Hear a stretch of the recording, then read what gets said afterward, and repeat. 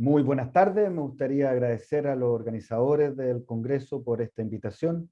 a presentar la clase FGF23 y fosfato, una visión general y nuestra experiencia nacional. Para comenzar, mis conflictos de interés, todo durante los últimos años recibido grants de investigación de Ultragenyx para caracterización de pacientes con raquitismo hipofosfatémico en distintas facetas en Chile, y soy consultor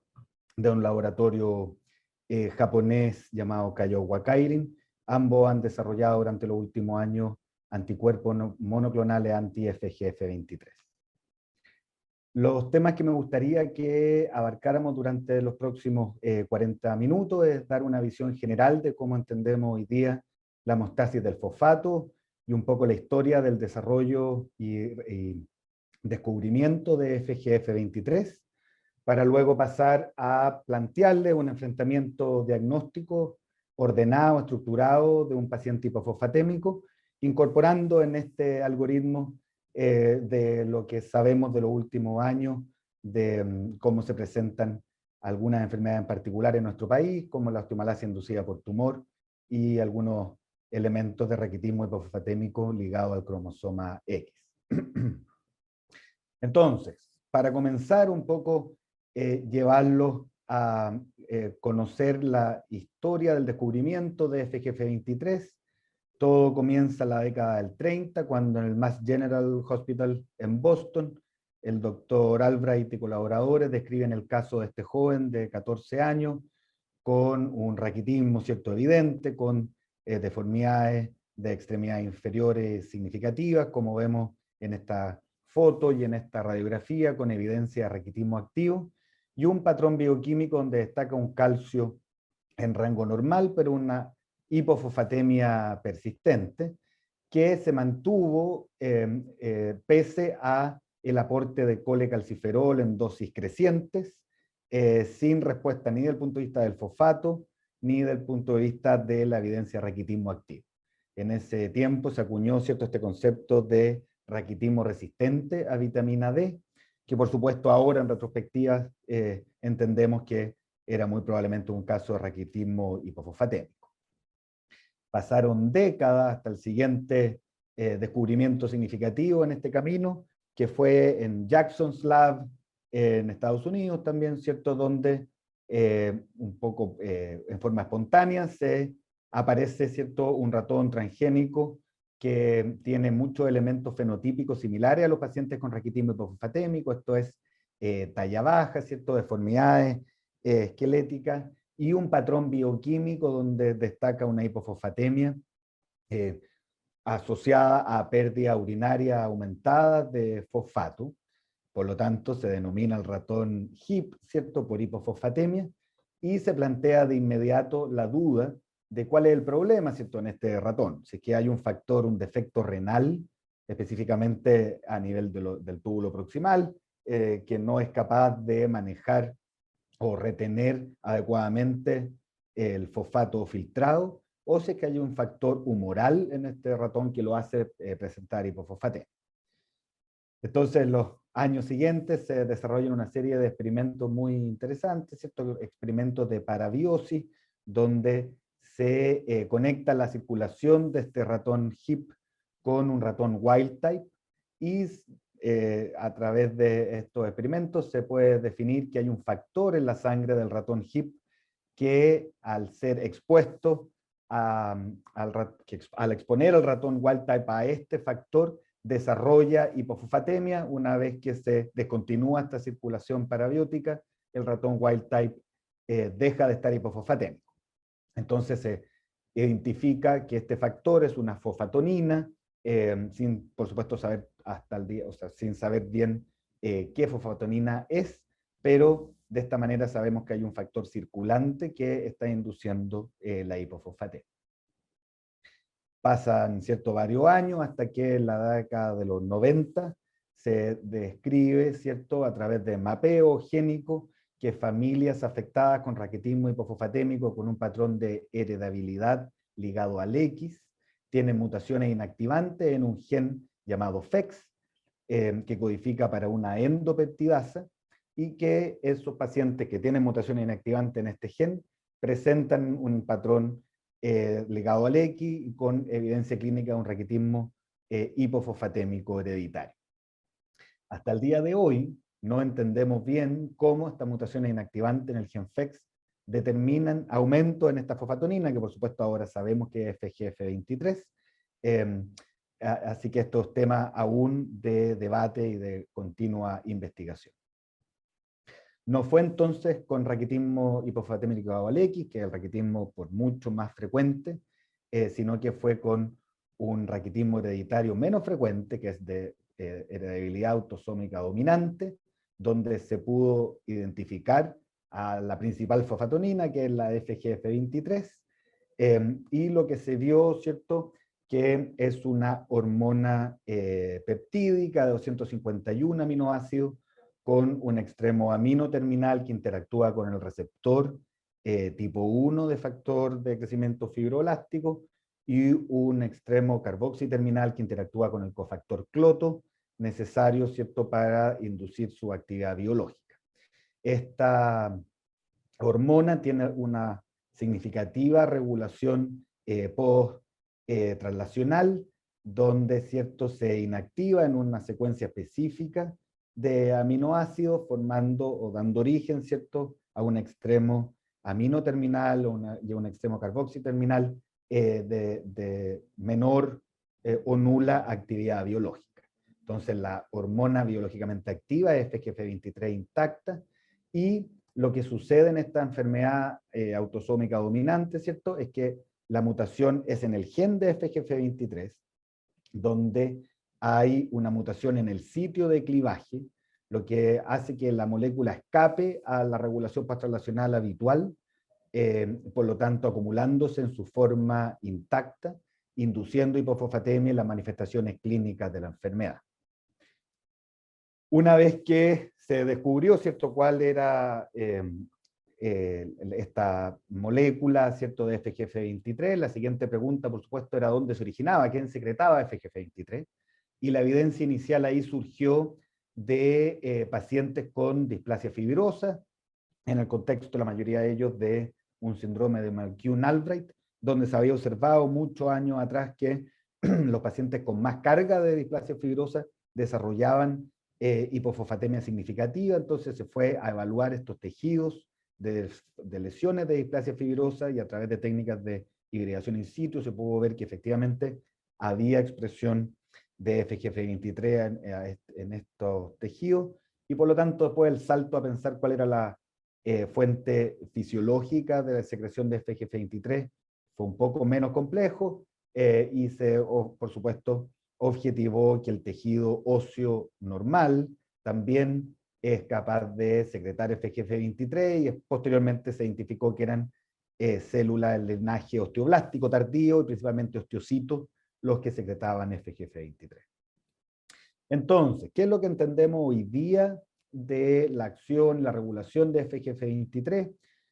Es que ante cambios, ¿cierto?, del fosfato sérico o el contenido total de fosfato, y cambio, aumento en la concentración de 1,25 hidroxivitamina D a nivel circulante, hay un aumento en la secreción de FGF23,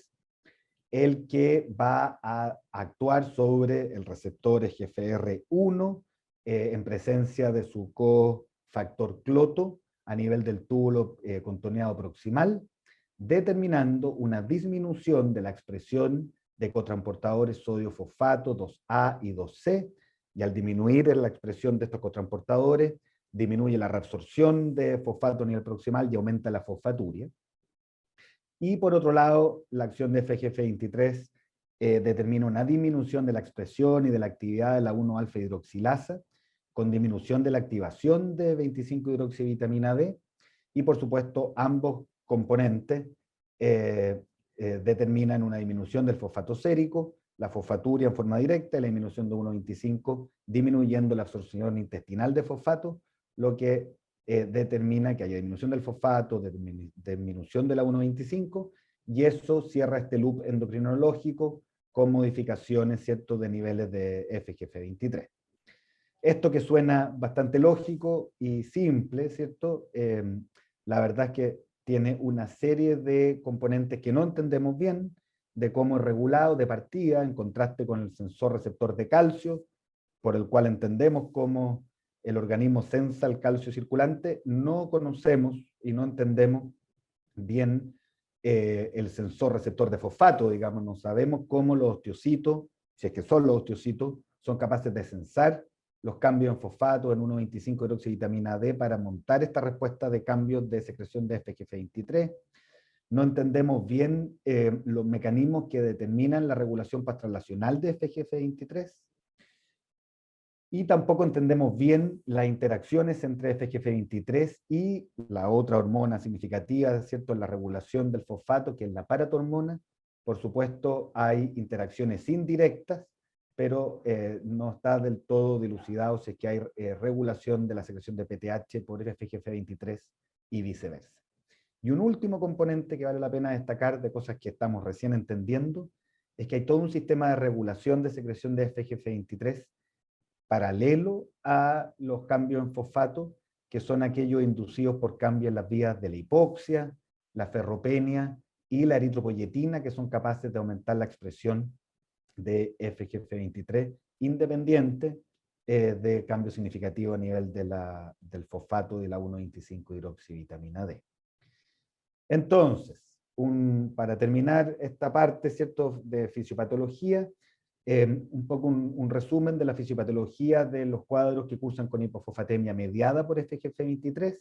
y aquí nos vamos a centrar, por supuesto, en la causa más común de la hereditaria, ¿cierto?, que es XLH, donde dijimos que mutaciones inactivantes de este gen FEX, por mecanismos no del todo dilucidados, determinan que hay un aumento de la secreción de FGF23 por parte de los osteocitos. Y el otro modelo, ¿cierto?, es la causa de la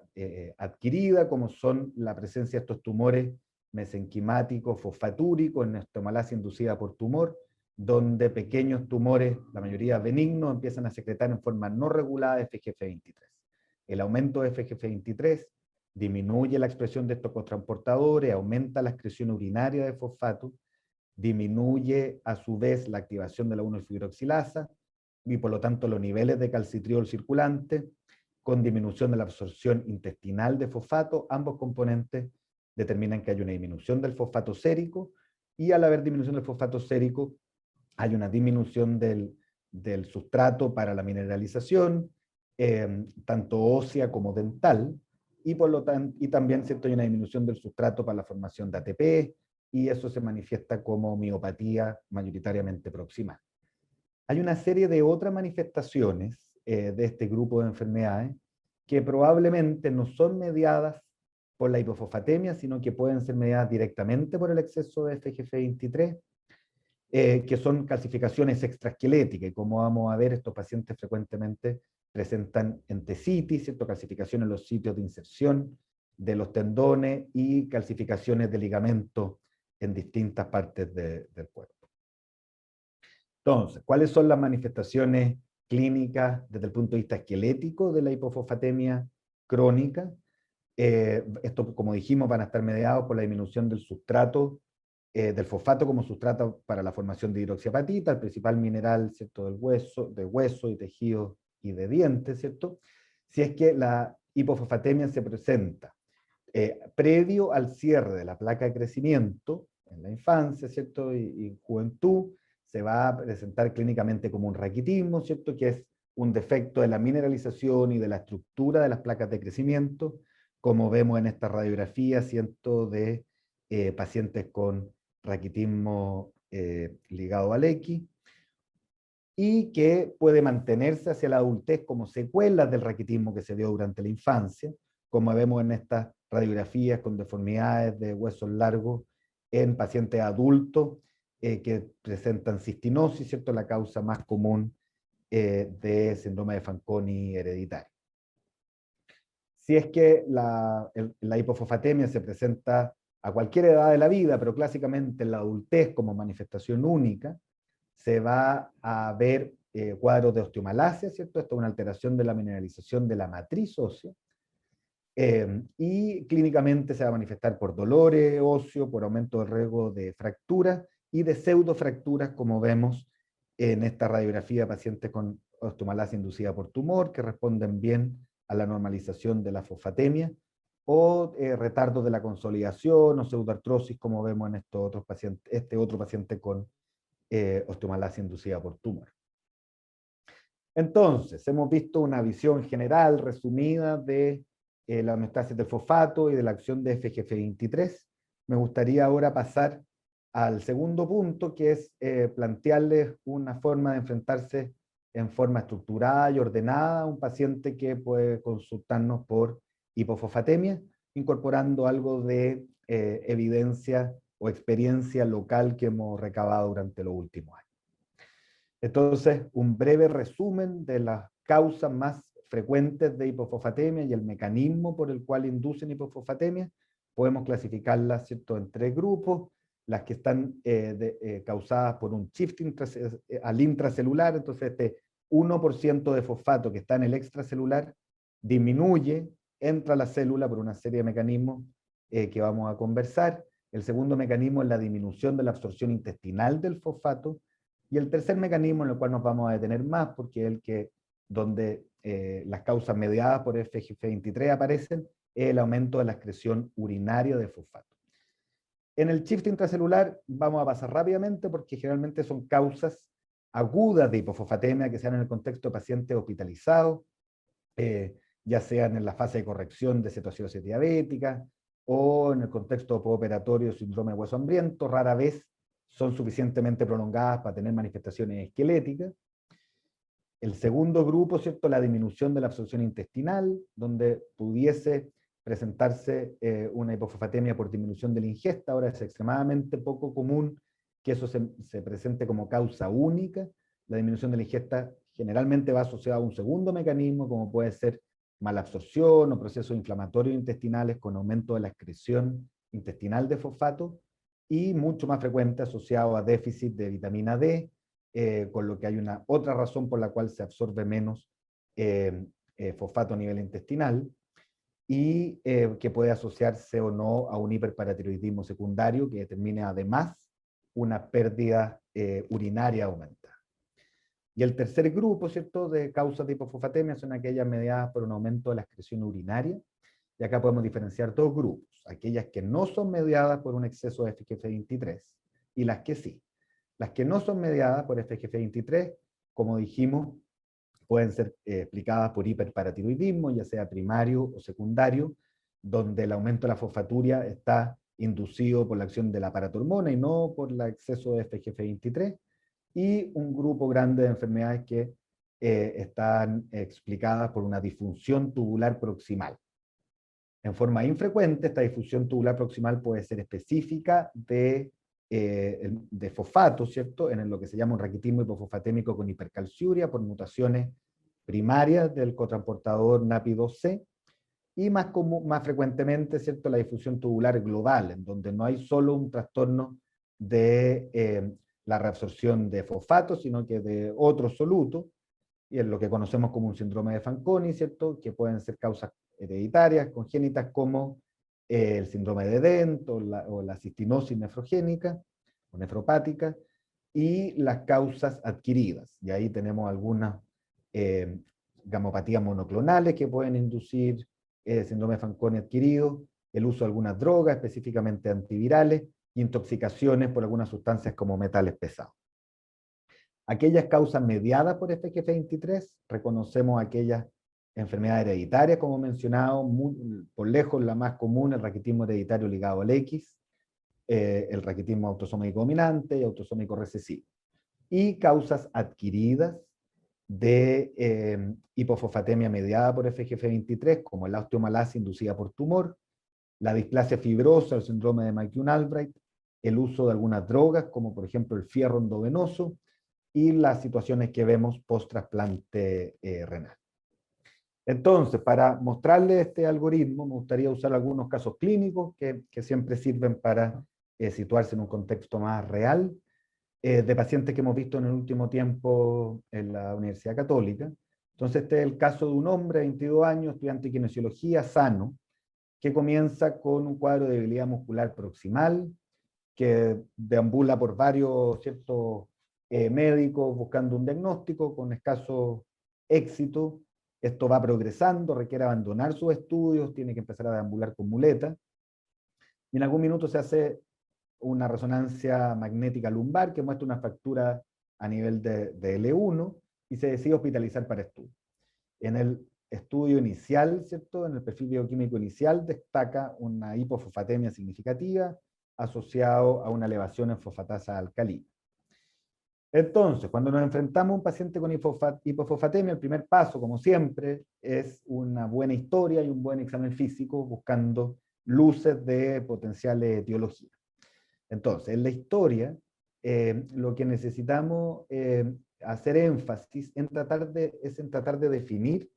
el periodo de duración o desde cuándo, la antigüedad de esta hipofosfatemia.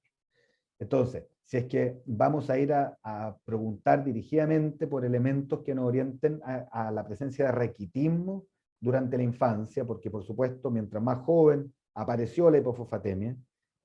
más probable que estemos frente a enfermedades hereditarias como raquitismo hereditario y siendo lo más común el ligado al X. Entonces, por supuesto, si hay historia de talla baja, anomalías dentales, historias de fracturas frecuentes durante la infancia,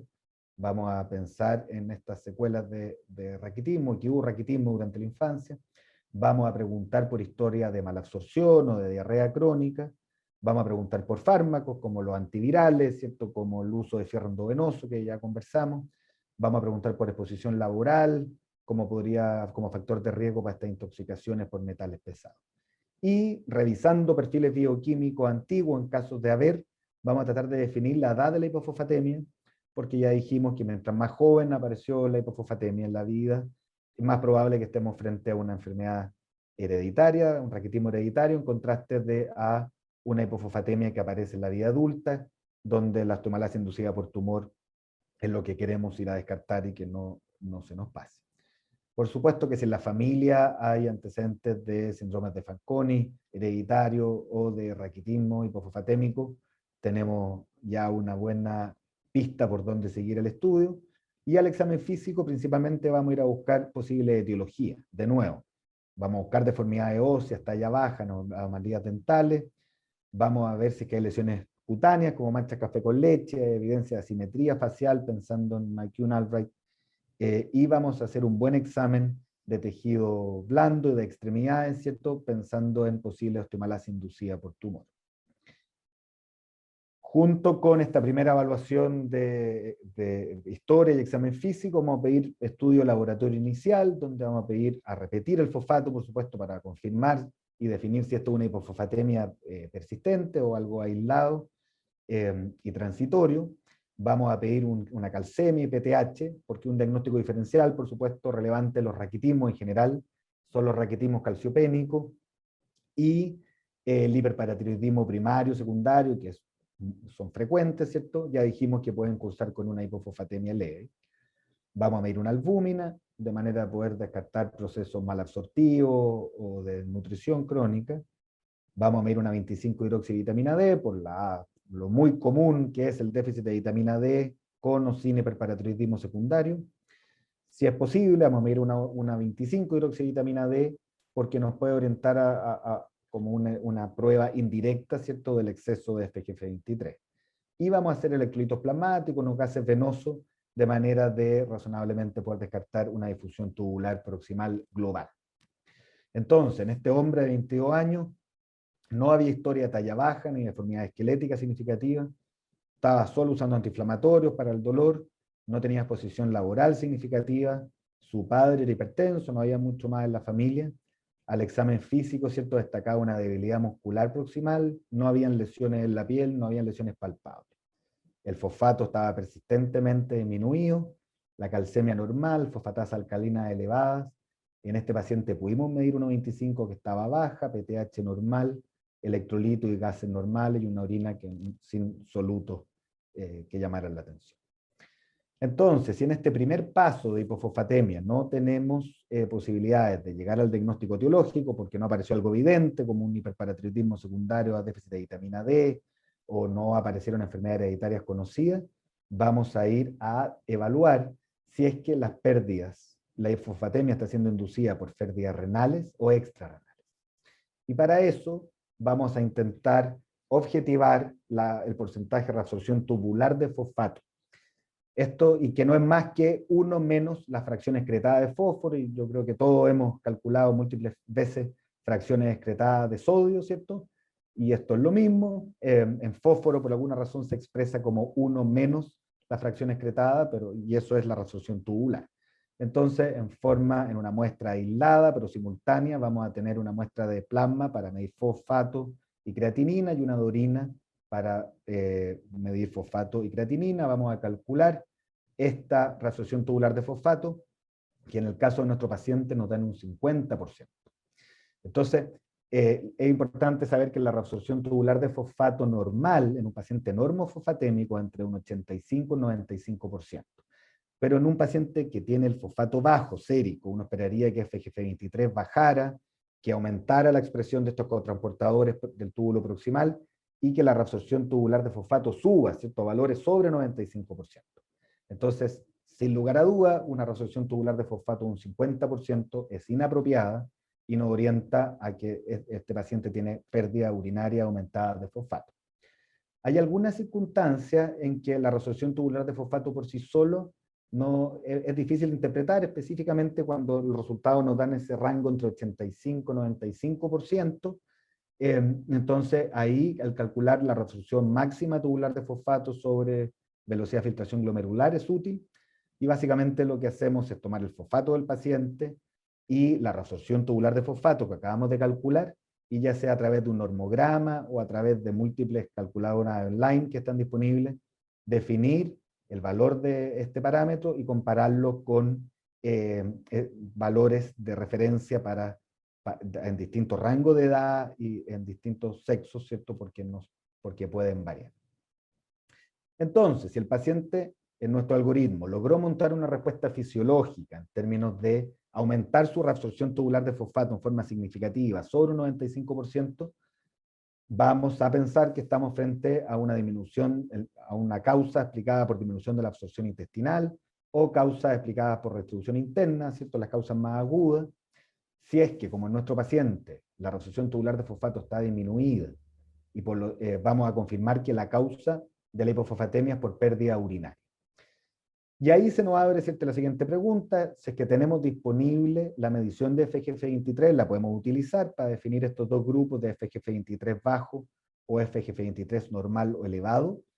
Muchas veces no está disponible, por supuesto, y ahí lo que podemos hacer es, a través de los gases venosos, la orina completa, los electrolitos plasmáticos, tratar de definir si es que estamos frente a un síndrome de Fanconi, y de ser esos negativos, ¿cierto?, nos quedamos con este grupo de enfermedades que son mediadas por FGF23. En este hombre, nuestro paciente, pudimos medir FGF23 intacto, que estaba en 75.9, que es un valor elevado, y estábamos frente a la duda si teníamos que hacer un estudio genético, porque era una causa, una manifestación atípica, leve de un raquitismo hereditario, cuando el paciente recordó que años atrás había tenido lo que se había interpretado como un cuerpo extraño, ¿cierto?, que se había extirpado aparentemente, y nos contó esto. Efectivamente, al examinarlo se palpaba una lesión muy pequeña, se hizo una resonancia,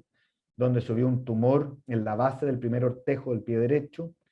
se extirpó con márgenes amplios, la histología mostró un tumor mesenquimático fosfatúrico, y una semana después de la extirpación el fosfato estaba normal, y un par de meses después el paciente pudo volver a su vida normal. Y este es uno de los pacientes que se incorporaron, ¿cierto?, en esta experiencia y en esta serie de casos de 6 pacientes que reportamos hace algunos años con el doctor González y otros coautores, donde vimos, ¿cierto?, pacientes desde los 22 años, como el caso que les acabo de contar, hasta pacientes de 62.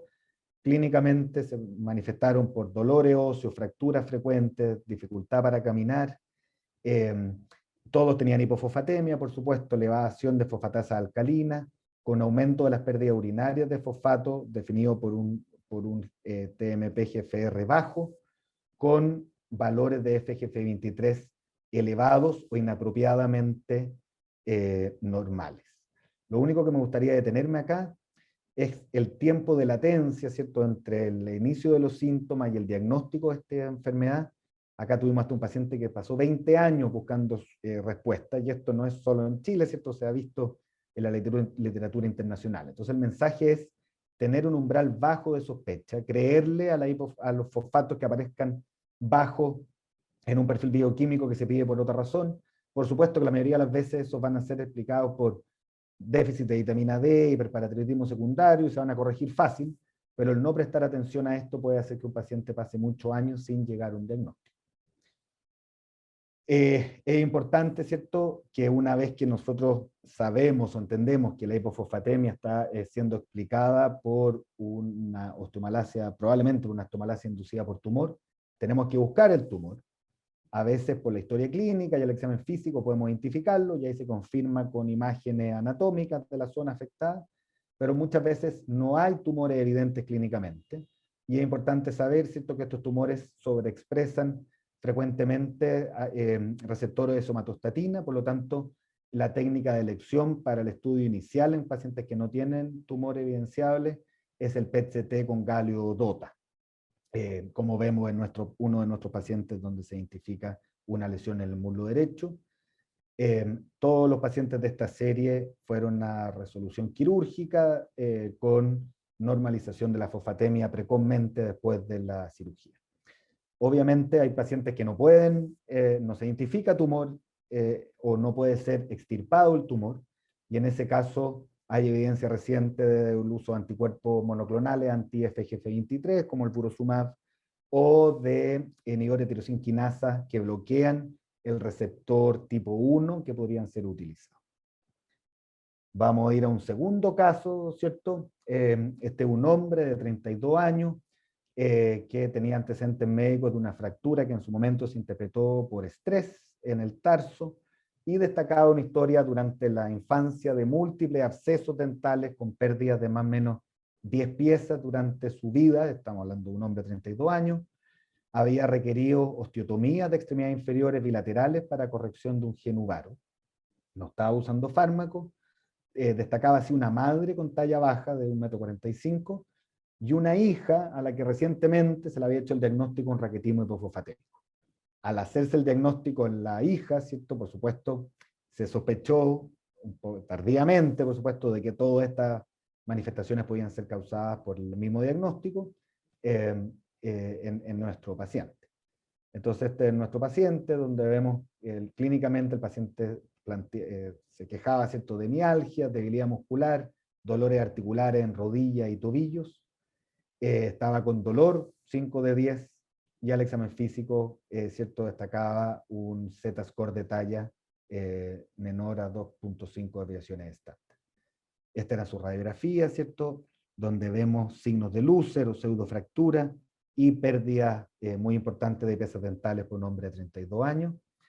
Su perfil bioquímico con hipofosfatemia, con elevación de fosfatasa alcalina, asociado además a un déficit de vitamina D. Entonces, si seguimos el algoritmo, acá tenemos una causa evidente por la historia que apareció de su hija, pero de todas maneras calculamos un TRP y un TMP-GFR que estaban disminuidos, medimos FGF23 que estaban elevados, y por supuesto, con esa historia de evidencia de raquitismo desde la infancia, pensamos en un raquitismo hereditario. Se hizo el estudio genético y se confirmó una mutación en el gen FEX que no había sido previamente descrita. Y él también es uno de los pacientes que se incorporaron en la caracterización de 26 pacientes con raquitismo ligado al X en Chile, recientemente publicado. Algunos elementos clínicos, ¿cierto?, que vimos en nuestro paciente, por supuesto, la gran mayoría tenían evidencia de hipofosfatemia al momento de la evaluación. Todos tenían niveles de FGF23 elevados o inapropiadamente normales, y lo que destacaba, donde quiero hacer énfasis, ¿cierto?, es que 2/3 de los pacientes, pese a estar en tratamiento con calcitriol y fosfato, algunos de ellos tenían elevación persistente de fosfatas alcalinas como evidencia de alteración de la mineralización persistente, y cerca de un 40% tenía presencia de hiperparatiroidismo secundario a probablemente el exceso, ¿cierto?, de FGF23 y bajos niveles de calcitriol. 1 de cada 4 en el estudio radiográfico dirigido tenía presencia de pseudofracturas, 1 cada 5 tenía evidencia de retardos de consolidación, de osteotomía o cirugía de realineamiento previas, y un 15% tenía evidencia de fracturas vertebrales o historia de fractura de huesos largos.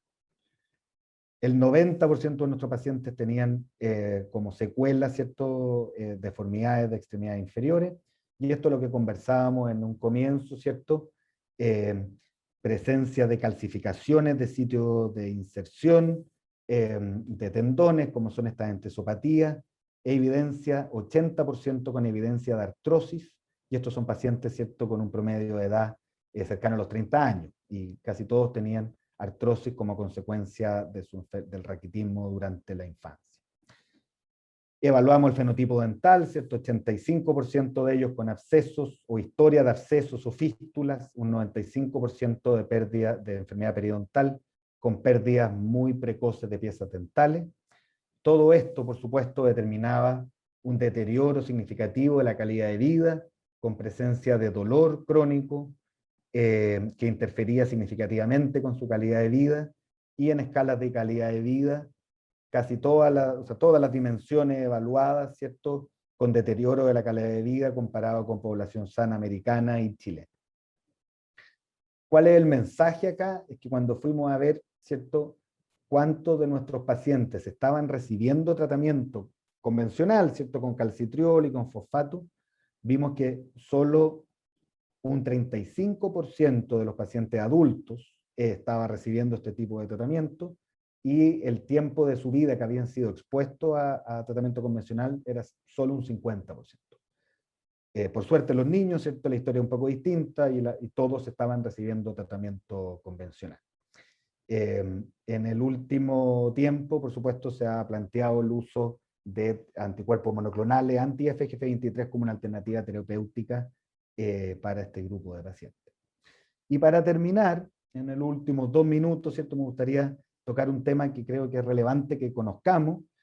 y un tercer caso, una mujer de 47 años que tenía antecedentes de un bypass gástrico hace 2-3 años, estaba usando solo complejo multivitamínico y había usado una dosis de fierro carboximaltosa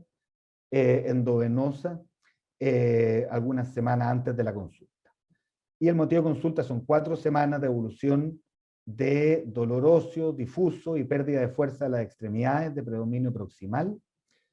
Al examen físico, la verdad es que lo único que llamaba la atención era, se objetivaba esta disminución de la fuerza proximal, y se presenta con una hipofosfatemia severa, con un fósforo 1.34, con pérdida urinaria de fosfato aumentadas y con niveles de FGF23 elevados. De nuevo, nuestro algoritmo, ¿cierto?, nos lleva a este grupo de patologías sin evidencia historias de enfermedad hereditaria y con una causalidad o una asociación clara con el uso de esta formulación de fierro. Y esto es uno de varios pacientes que hemos visto durante el último tiempo que han usado fierro carboximaltosa y que, teniendo niveles de fosfatemia basales normales, producen o desencadenan una hipofosfatemia severa, sintomática muchas veces, que puede mantenerse por meses después de la administración de esta droga. Yo creo que es importante conocer esto. Un par de mensajes a recordar de esta charla que me gustaría que se llevaran, ¿cierto? Que la concentración de fosfato en el plasma regulado finamente por esta interacción de FGF23, PTH,